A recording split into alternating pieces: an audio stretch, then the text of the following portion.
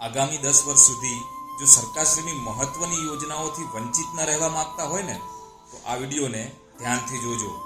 કારણ કે સરકારશ્રીએ 31મી મે સુધી આપણા સૌના હાથમાં એક એવો સુપર પાવર આપ્યો છે કે જેનો અત્યારે ઉપયોગ નહીં કરીએ ને તો આવનારા 10 વર્ષ સુધી આપણે પસ્તાવા સાથે કહીશું કે લક્ષ્મીજી ઘરે ચાંદલો કરવા તો આવ્યા હતા, પણ અમે મોઢું ધોવામાં રહી ગયા, નાના રીલ જોવામાં રહી ગયા. જી હા મિત્રો, સરકારશ્રીની આગામી 10 વર્ષની મહત્વની યોજનાઓ મુખ્યત્વે જેના ઉપર આધાર રાખે છે એવી કામગીરી એટલે કે વસ્તી ગણતરી 2027. આ વસ્તી ગણતરીની કામગીરી પારદર્શક રીતે થાય અને સચોટ રીતે થાય તે માટે સરકારશ્રીએ આ વખતે સત્તા સીધી આપણા હાથમાં આપી દીધી છે. કહેવાય છે ને કે પોતાની ખબર પોતાની જાત કરતાં વધારે કોને હોય, અને એટલા માટે જ ઇતિહાસમાં પહેલીવાર સરકારશ્રીએ આ વસ્તી ગણતરીમાં નવી પહેલ કરી છે.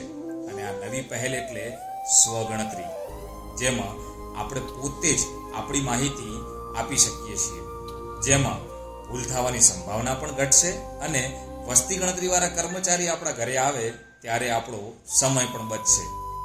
પણ યાદ રાખજો કે આ જાતે જ પોતાની માહિતી ભરવા માટેનો જે વિકલ્પ છે તે ફક્ત 31મી મે સુધી ખુલ્લો છે, અને આમાં આ માહિતી ભરવામાં બહુ તો બહુ 15 થી 20 મિનિટનો સમય લાગશે, અને આ કામ આપણે ઘરે બેઠા કરી શકીએ તેમ છીએ. તો હવે રાહ કોની જુઓ છો? અત્યારે જ ગૂગલની અંદર se.census.gov.in આ વેબસાઇટને ઓપન કરો.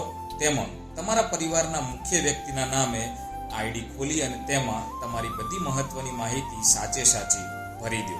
આ માહિતી ભર્યા પછી 11 આંકડાનો એક નંબર જનરેટ થશે, જેને તમારે સ્ક્રીનશોટ પાડી અને સેવ કરી લેવાનો છે. એટલે જ્યારે વસ્તી ગણતરીવાળા કર્મચારી આપણા ઘેર આવે તો તેમને આ 11 આંકડાનો નંબર આપશો એટલે તમારી વસ્તી ગણતરીનું કામ પૂરું થઈ જશે. આમાં તમારે કોઈ આધાર કાર્ડ કે તેવા કોઈ મહત્વના કોઈ જ ડોક્યુમેન્ટ અપલોડ કરવાના નથી, ફક્ત સાચી માહિતી તમારે ઓનલાઈન ભરવાની છે. તો એકદમ સરળ રીતે આ માહિતીને ભરવાથી તમને ઘણા બધા લાભ મળી શકે તેમ છે. તો મનોરંજન પાછળ તો આપણે ઘણો સમય બગાડીએ છીએ, પણ 15 મિનિટ દેશ હિતની આ મહત્વની કામગીરીને આપીએ અને આવનારા 10 વર્ષ સુધી સાચી યોજનાઓનો લાભ મેળવીએ. તો આ માહિતીને દરેક ગુજરાતી સાથે વધુમાં વધુ શેર કરવા વિનંતી છે, અને માહિતી ઉપયોગી લાગી હોય તો આઈડીને ફોલો કરવાનું ભૂલતા નહીં. મળીએ નવી માહિતી સાથે, ત્યાં સુધી જય જય ગરવી ગુજરાત.